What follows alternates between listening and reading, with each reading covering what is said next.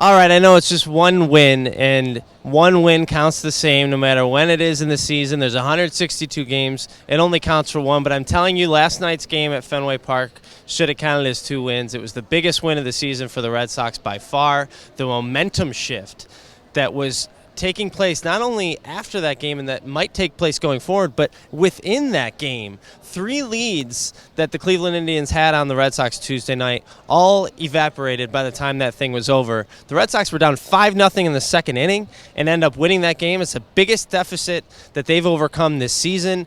And this offense, where did this come from? I mean, this was not a team that was scoring a lot of runs in July. It really was their worst month, their first sub-500 month since last June in July. That was the worst baseball they've played in a while. And they come out on Tuesday, the first day of August, and set the tone for the entire month. Chris Sale had his worst start of the season. Craig Kimbrell blew the save.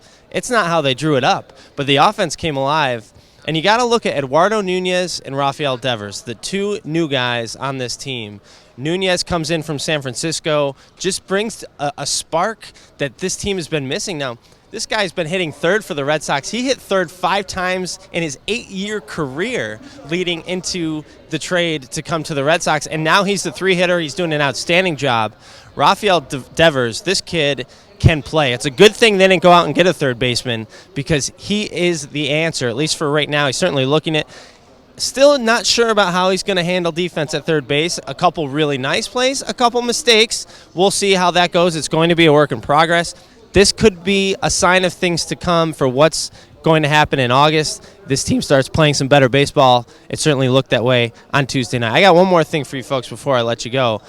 I think we got to start to move the needle a little bit on David Price. I think we need to give him a refresh button and let him start over. We've hammered him pretty hard for what he did to Dennis Eckersley, for his behavior not on the field, and for what position he put his teammates in by either forcing them to stand up against him or to stand up for him. Either way, they're not going to look very good.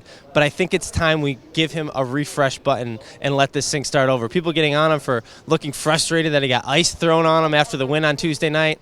So what, right? I mean, is that really something we want to get on David Price for? Let's give him a refresh button, let him come back from this injury, and see if he handles himself a little bit differently as the end of this season wraps up over the final 2 months. We'll have you covered, as always, on BostonHerald.com. Thanks so much for watching. Thanks for reading.